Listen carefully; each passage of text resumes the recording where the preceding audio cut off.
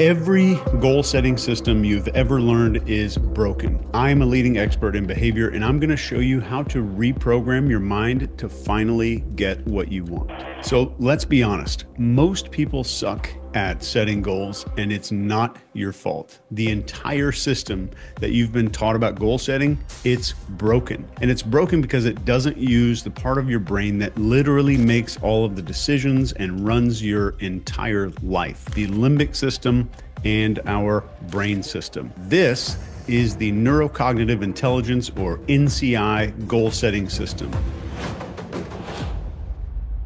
Let me show you why this is the most powerful thing that you're going to ever do to reach your goals. Step 1, describe the ideal and perfect outcome with vivid details and measurable elements that allow you to know when you have arrived. So this is like plotting a desired arrival point on a GPS. It's the address. It is the latitude and longitude of your destination. Then we move over to the right here. Write out your least desired outcome if nothing changes, if you just keep doing exactly what you've been doing all along. So we're going to describe in very vivid detail where you're going to arrive if you continue with your current habits, your behaviors, mindsets, and worldview. So imagine 2025, if you don't change a thing. Harsh? Yes. Necessary? Absolutely. So write it out. Your brain needs contrast, the dream versus the nightmare. And this is where your mind starts to crave the ideal, because staying the same becomes unbearable. Next, we're going to write down milestones, habits, and new beliefs that are going to make accomplishing this goal a byproduct of all of these new traits. The goal accomplishment should always be looked at as, what can I do to make my goals a natural byproduct of how I'm choosing to live my life? How can I make my goals a byproduct? So don't focus on the goal here. Focus on the habits and beliefs that make the goal a natural byproduct of who you are going to become. So goals are destinations, habits and behaviors are the vehicle to the goal. Next, we're going to write out a detailed and very maybe painful list of all the habits, beliefs, and behaviors that you might currently be doing that's going to make your least desired outcome come true. So this outcome will be a byproduct of these maybe negative or neutral traits and worldviews. Here's the truth though.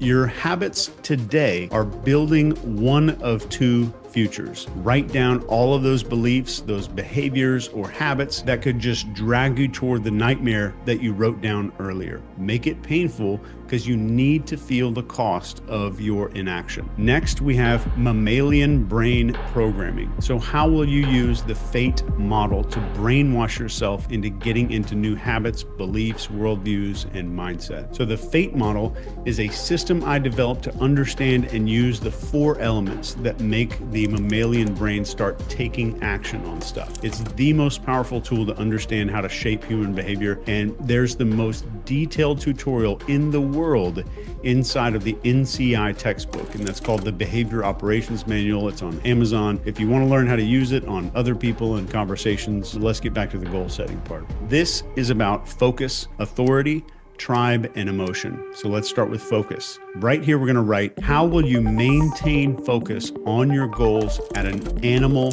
level, at the mammalian level? Words don't work at this level, so imagery, massive amounts of novelty and changes in your environment and repetition are very important to the mammalian brain because of the reticular formation in the brain. Other people call this the reticular activating system.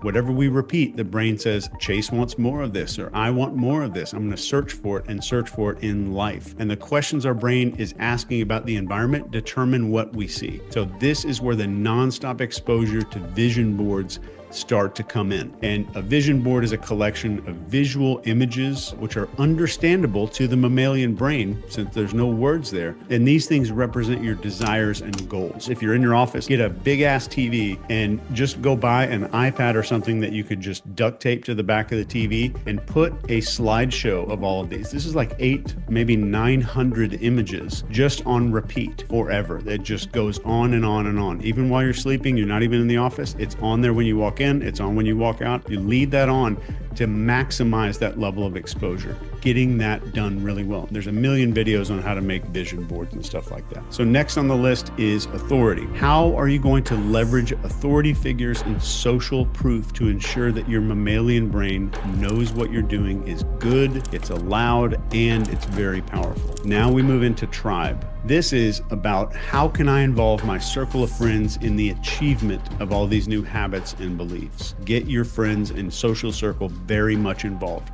Make deals with them to keep you in check. Bring some accountability into the picture. Next, we get into emotion. How will I create the emotional attachments to this future self, my future self?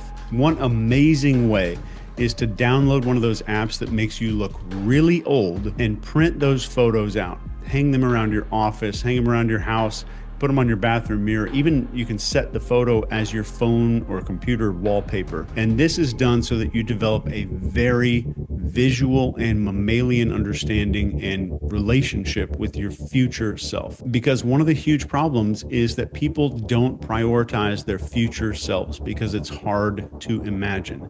They can't see their future self. So we make this happen. This is also another entry point for your vision board. So the more imagery you have on there, the more powerful the emotion is going to start to seep into the mammalian brain, which is going to start changing your worldview and your life. The mammalian brain is where it's at, not the words and all this stuff with the human brain that we always hear about. So the 3 highest leverage new habits to adopt is the next step here. Right here, we're going to develop a deeply powerful list of the most impactful and meaningful new habits that can start and enable all the other things to happen, just like dominoes. Remember that starting a habit only requires discipline for a short period of time. Once it's a new habit, you don't need daily discipline anymore. So keep in mind that it's okay to start small on these habits, and there doesn't need to be some massive shift right away. It might be waking up early, maybe an hour early to get things done, or buying more healthy food, or going on walks more often, practicing mindfulness, meditating, therapy, making more content, building better calendars and plans for yourself, or anything else that you think is going to be a linchpin to get you going in the right direction.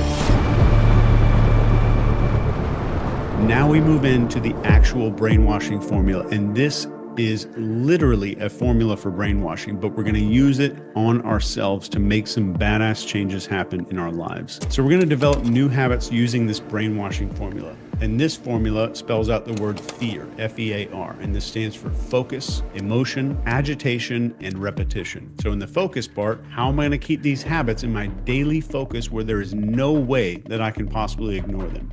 Then we get into emotion. How am I going to bring these habits into an emotional realm where I'm deeply emotionally connected to all of them? Then we get into agitation. This is very important. How will I disrupt my environment enough so that my mammalian brain has no script to fall back on? It doesn't look normal. It doesn't look like the regular everyday stuff. And the novelty is forcing my brain to pay attention. We did a whole nother YouTube video on this. What can I do to disrupt my brain's prediction centers? I might rearrange furniture in my house. For some clients, they repainted the inside of their house. They maybe bought a new car. They changed up their wardrobe, etc., etc. How can I disrupt my brain's ability to predict the future? Does it look like what it looks like every single day? If it does, my brain's going to go off of scripts, and the scripts that I've always operated on. So the final part of this is repetition. And this is about daily monitoring every single day. It might only take 30 seconds, but how am I going to ensure there is a non-stop exposure to all of these things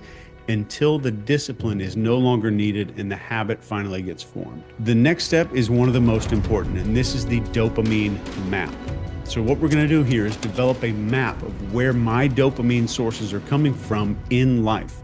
And we're going to assign each item a point value that once it's totaled all up is going to equal 100 points. This is likely not where you want to be at the end of this. So under this, we're going to develop a more desired dopamine map. And this is the map of where we would like the majority of our new sources of dopamine to come from. And this is going to help us to live the life that we want. So if, for example, alcohol and video games are taking up 60 of my dopamine points, and time with my kids is taking up 20 points, something is wrong. So it's important to be very brutally honest with yourself here. There's a negative and a positive side on these dopamine maps. So where's my dopamine coming from? Is it video games or YouTube or TikTok or Instagram? Or is it family time and working and doing creative work, spending time with kids or whatever's important to you? This is about figuring out, what do I